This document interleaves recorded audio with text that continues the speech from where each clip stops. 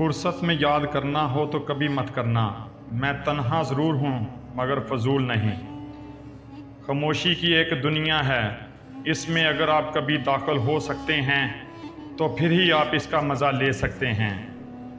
دنیا کی سب سے باری چیز آدمی کی خالی جیب ہوتی ہے، اور خالی جیب کے ساتھ چلنا نہایت ہی مشکل ہوتا ہے۔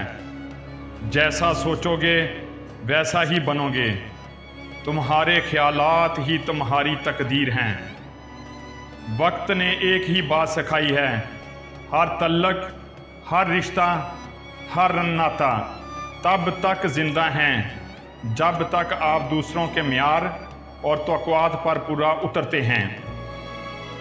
تم کسی کو چاہو اور وہ تمہیں ٹھکرا دے تو یہ اس کی بد نصیبی ہے، اور اس کے بعد تم اس کو زبردستی اپنانا چاہو تو یہ تمہارے نفس کی ذلت ہے۔ ہر وقت طنزیہ لہجہ رکھنے والا اپنا وقار کھو بیٹھتا ہے۔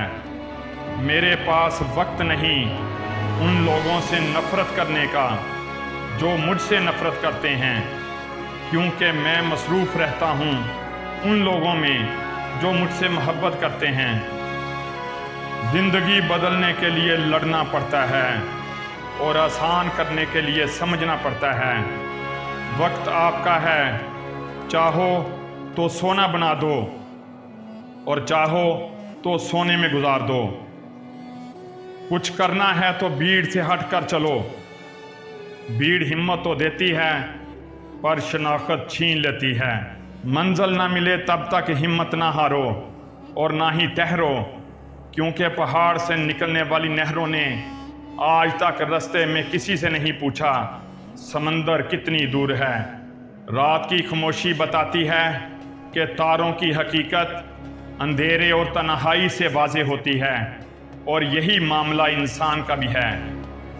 یوسف علیہ السلام جانتے تھے کہ سارے دروازے بند ہیں، مگر پھر بھی بند دروازوں کی طرف دوڑ پڑے، اور خدا نے ایک ایک کر کے سارے دروازے کھول دیے۔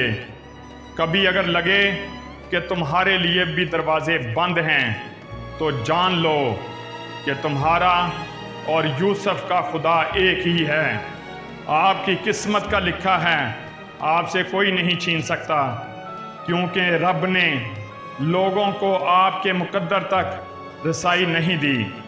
مخلص لوگ روٹھ جائیں تو منا لیا کرو، مطلبی لوگ چھوڑ جائیں تو رب کا شکر ادا کرو۔ ہنستے ہوئے جو رویا ہوگا یقین کرو اس نے بہت کچھ کھویا ہوگا۔ گرانے والے اپنے ہوں تو سنبھلنے میں ٹائم تو لگتا ہے یارو۔